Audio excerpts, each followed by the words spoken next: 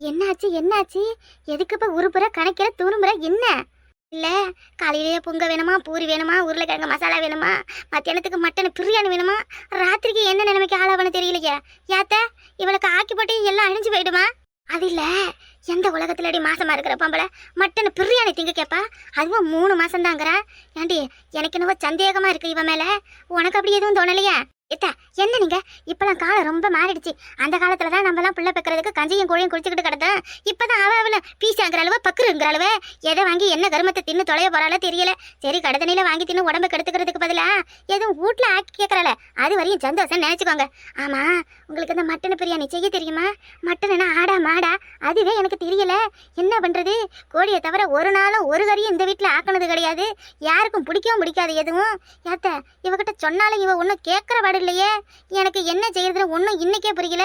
ஐய கேட்டா என் ஆத்தா அப்படி பண்ணுவா இப்படி பண்ணுவான்னு அருமை பெருமையெல்லாம் அழைக்கிறா. நான் என் நிலைமையை யாருக்கிட்ட போய் சொல்ல புலம்புறதுக்கு? மட்டன் பிரியாணி செய்ய தெரியுது உனக்கு? செய்ய தெரியலன்னா என்ன? அதான் இப்ப எதுக்கு எடுத்தாலும் இந்த சில்லுல மட்டன் பிரியாணி செய்யறது எப்படி, சிக்கன் குழம்பு வைக்கிறது எப்படி அப்படின்னு வாயில சொன்னாலே வகை வகையா எதே வீடியோவா வருது. அதை பார்த்து செய்யடி. நானும் எதுவும் நாக்கு ருசியா கொஞ்சம் சாப்பிட்ட மாதிரி. அப்ப டயனா பேரை சொல்லி நம்ம எல்லாரும் நல்லா சாப்பிட போறோம்னு சொல்லுங்க.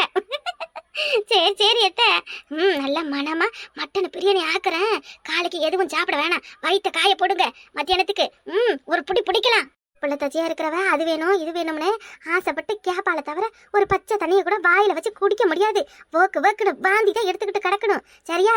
சரி, நீ அதனால அவ கேட்கறாங்கிறதுக்காக செய்யாம இந்தா நீங்க நானும் சாப்பிடணும்னு நினைச்சுக்கிட்டு நல்லா கொழுன்னு குண்டு குண்டா உன் கண்ணை 2 எப்படி புசுக்குன்னு இருக்க அந்த மாதிரி ஒரு 4 பூரியை சுட்டு தட்டுல அப்படியே இந்தா உன் கண்ணா இருக்கு பாரு கண்ணா அந்த மாதிரி கொழுன்னு 2 உருளைக்கிழங்க மசிச்சு போட்டு அத்தைக்கு உருளைக்கிழங்கு குருமாவும் ஒரு 4 பூரியும் கொண்டு வந்து சாப்பிட்டேன்னா அப்படியே மல்லாக்க விட்டத்தை வேடிக்கை பார்த்துட்டு தூங்கிக்கிட்டு கிடப்பேன்.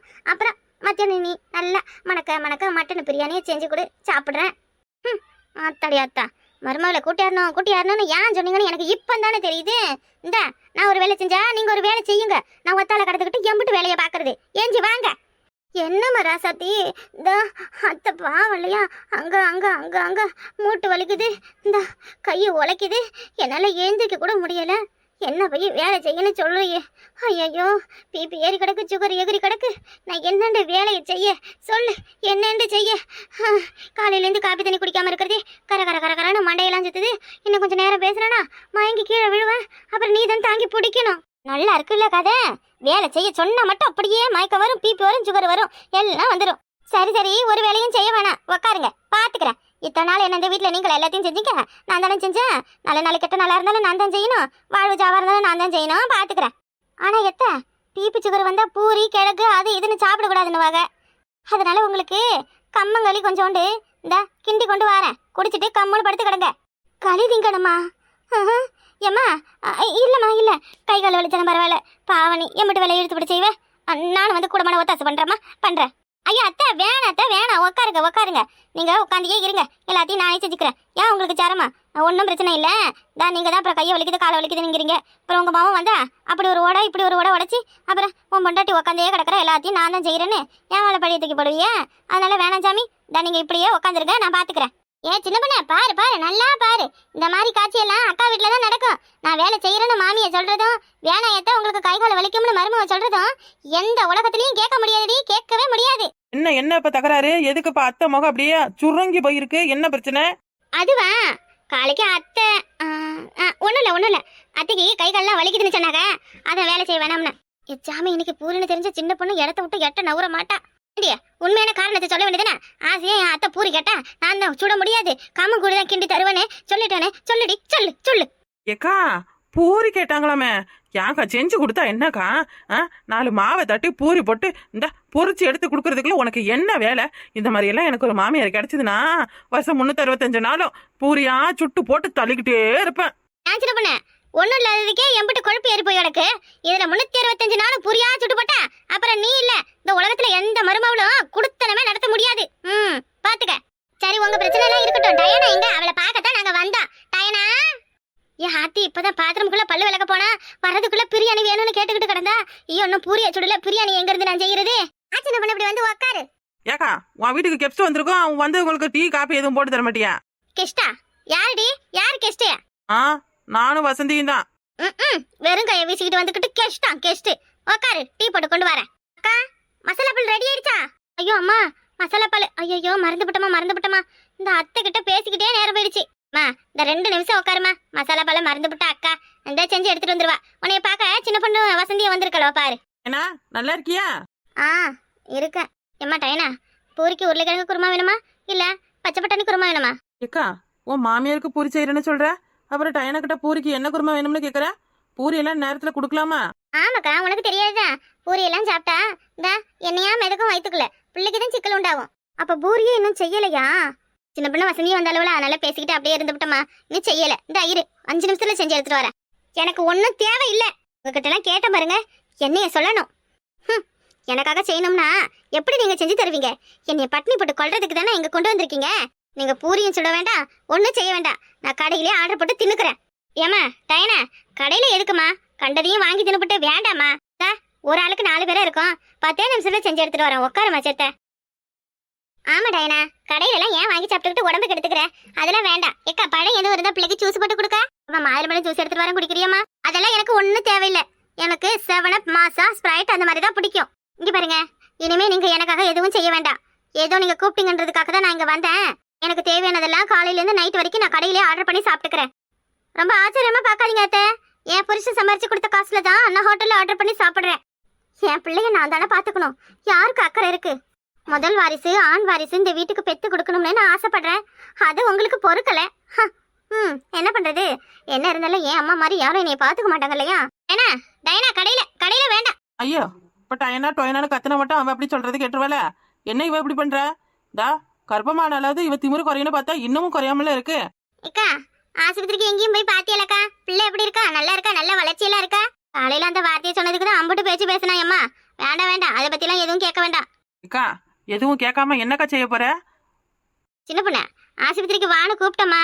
நான் போனா 50,000 60,000 செலவா ஒரு ஆஸ்பத்திரிக்கு தான் போவோம். உங்களால அந்த மாதிரி இடத்துக்குலாம் என்னை கூடு கொண்டு பார்க்க முடியாது. அதனால எங்க அம்மா கூடயே நாங்க போய்க்கிறோம்னு சொல்றா. இதுக்கு நாங்க என்ன மறுபேச்சு பேசுறது? நீ பிள்ளைய பெத்துக்கும் போது எந்த ஆஸ்பத்திரிக்கு போன? எந்த டாக்டரை பார்த்த? நான் பிள்ளை பெத்த கதையெல்லாம் கேட்டீங்கன்னா நீங்களாம் ஊரை விட்டே ஓடி போயிடுவீங்க. என் காலத்துலலாம் 3 மாசத்துக்கு மேல 4 தள்ளி போய் வயிறு பெருசானாதான் நான் மாசமா இருக்கமா இல்லையான்றதே தெரியும். ஆனா நீங்களும் அப்படியா? என்னமோ 2 நாள் தள்ளி போயிட்டா போதும், உடனே ஆஸ்பத்திரிக்கு போய் 500 ரூபா செலவு பண்ணி ஒரு அட்டையை ஒன்று போட்டு அதில் 2 கோடு காட்டலையான்ட்டு நான் தோறும் ஆஸ்பத்திரிக்கு அலையிறதே வேலையை வச்சிருக்கீங்க. எனக்கெல்லாம் எவன் கேன் எடுத்து பார்த்தான்? எவன் புள்ள வளர்ச்சியை பார்த்தான்?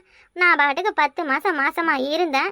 10வது மாசம் டானு பங்குனி வெயில பல்ல காட்டிக்கிட்டு வயிற்ற வலிச்சுது. இந்த என் மாமியார் உள்ள கொண்டு ரூம்ல விட்டது, பிள்ளைய பத்த என் மாமியார் தான் எனக்கு பிரசவத்தை பார்த்தது. அப்ப ஆபரேஷன் பண்றதுலாம் உங்க காலத்துல கிடையாதா? என்னடி வசந்தி இப்படி கேக்குற? இப்பந்தான் ஒரு புள்ள பெக்க முடியலனாலே ஆபரேஷனு வயிற்று கிழிச்சு ஒரு பிள்ளைக்கு ஒரு பிள்ளைன்னு எல்லாம் ஆபரேஷனா பண்ணிக்கிறாங்க. அந்த காலத்துல குடும்ப கட்டுப்பாடு ஏது, ஆபரேஷன் ஏது? அப்பவும் எல்லாரும் 10 புள்ள 15 புள்ளன்னு தானே வீட்டுல பெத்துக்கிட்டாங்க. அவங்களே நல்லா தான் இருக்காங்க இப்ப வரைக்கும். இந்த காலத்துல புள்ள பெத்துக்கிட்ட நம்ம தான் ஆபரேஷனு இந்த அப்புறம் குடும்ப கட்டுப்பாடுன்ட்டு 50 தையில போட்டுக்கிறோம்.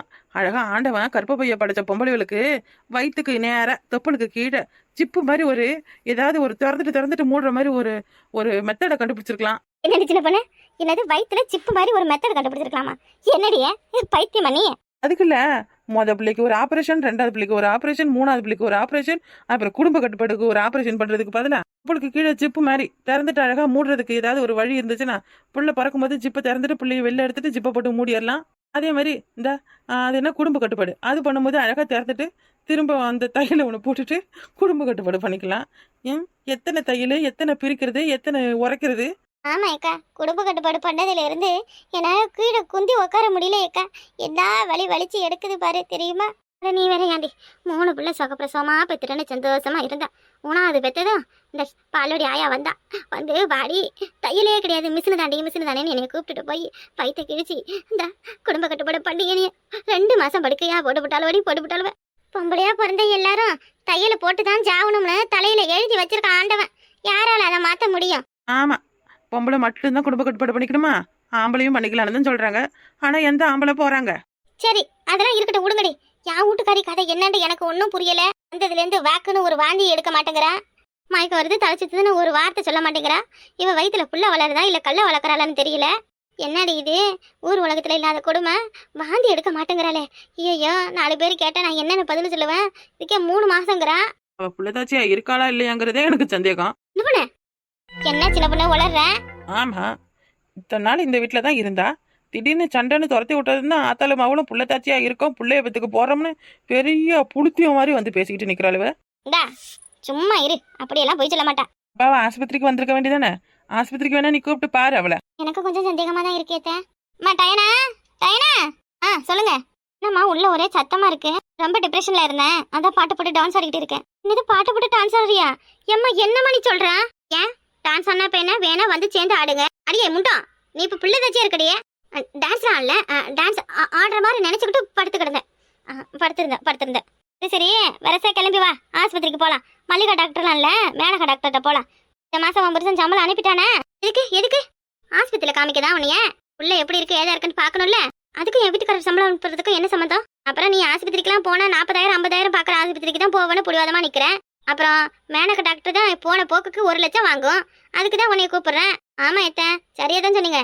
தான் நிர்மலாவுக்கு பிரசனம் பார்த்து அவளை வீட்டுக்கு டிஸ்சார்ஜ் பண்ணி அனுப்பும்போது 5 லட்சம் பில்லாம். என்னக்கா சொல்றேன்? அம்புட்டு செலவுக்கு என்னக்கா பண்ணுவாங்க? அதுக்கே அது ஆடி மாசம் ஆப்பர்ல தான் 5 லட்சமா. அடுத்த மாசம் போயிருந்தா 7 லட்சம் 8 லட்சம் ஆயிருக்குன்றாங்க. ஏக்கா பேசாம புள்ள பெத்துக்கிற ஆஸ்பத்திரி ஒண்ணு வச்சுக்கலாமா? மக்க கோடி கோடியா பணத்தை கொண்டு அங்கதான் கொட்டுதுவா போல இருக்கு. அதுக்கு டாக்டருக்கு படிக்கணும். பாக்காத பிரசவம் மாடியே. நான் எந்த டாக்டருக்கு படிச்சிருக்கேன்? பிரசவம் பாக்குறதுக்கு டாக்டருக்கு படிக்கணுமா? அதெல்லாம் தேவையில்ல. ஈஸியா சம்பாதிக்கிறதுக்கு ஒரு வழியை சொல்றேன் பாருங்க. பால்வடி மாதிரி ஒரு ரூமை ஒண்ணு கட்டி புள்ளிவெல்லாம் அங்க நாங்க பாத்துக்கிறோம்னு சொல்லி வெளியில போடு ஒண்ணு வச்சுட்டா போதும். அவ்வளவு அம்மாவும் அப்பாவும் கொண்டு வந்து புள்ளிவெல பள்ளிக்கூடத்துல விட்டுருவாங்க. அப்புறம் புள்ளிவெல பாத்துக்கிட்டு ஒரு பிள்ளைக்கு மாசம் 50,000 வாங்கிக்க வேண்டியதான். ஏமா டயனா, என்னமா ஒரு உடம்பெல்லாம் வேக்குது? என்ன அது? ஒண்ணும் இருக்கா? ஒண்ணும் இல்ல. ஏமா டயனா, போய் கிளம்ப ஆஸ்பத்திரிக்கு. சின்ன பொண்ணு வசந்தி, உங்களுக்கு எதுவும் வேலை இருக்கட்டி ஆஸ்பத்திரிக்கு போயிட்டு வந்துடலாமா? அத்தை ஆஸ்பத்திரிக்கு வரதெல்லாம் ஒன்றும் பிரச்சனை இல்லை. நான் முன்னாடி பார்த்த ஃபைல்லாம் அம்மா வீட்டில் இருக்கு. அம்மா வீட்டுக்கு போயிட்டு அதுக்கப்புறம் நான் அம்மா கூட ஆஸ்பத்திரிக்கு வரேன். நீங்க எந்த இடம்னு மட்டும் சொல்லிட்டு போங்க, நான் வரேன். ஏன் இப்படி படபடன்னு பேசுறேன்? பார்த்து பொறுமை. ஏக்கா தண்ணி எடுத்து கூட பிள்ளைக்கு. இல்ல ஒன்றும் இல்லை அதெல்லாம் ஒன்றும் இல்லை. நான் உள்ள போறேன். ஏன்டா டாக்டர் சீட்ல உங்க அம்மா வீட்டுல இருந்தபடியே இருக்கட்டுமா? புதுசா போய் நம்ம ஸ்கேன்லாம் எடுத்து தைராய்டு இருக்கா, சுகர் இருக்கா, பிபி இருக்கான்னு டெஸ்ட் பண்ணி பார்க்கும். இப்பதான் ஆஸ்பத்திரிக்கு புள்ளதாச்சியே போனாலே உச்சந்தலையில இருந்து உள்ளங்கால் வரைக்கும் ஒவ்வொன்னு டெஸ்ட், அம்பளுக்கு ஒண்ணு புள்ளைக்கு ஒண்ணுன்னு எடுத்து பணத்தை புடுங்குறானவள. ஏன்க்கா வீண் செலவு? அதெல்லாம் வேணாக்கா. ஏய் வீண் செலவெல்லாம் ஒண்ணும் இல்ல, எல்லாம் உன் பிள்ளையோட நல்லதுக்கு தான் சொல்றான். நானும் என் காதல பிள்ளை எப்படி இருக்கு ஏதா இருக்குன்னு தெரிஞ்சுக்க வேணாமா? டாக்டர்கிட்ட போலாம் வா.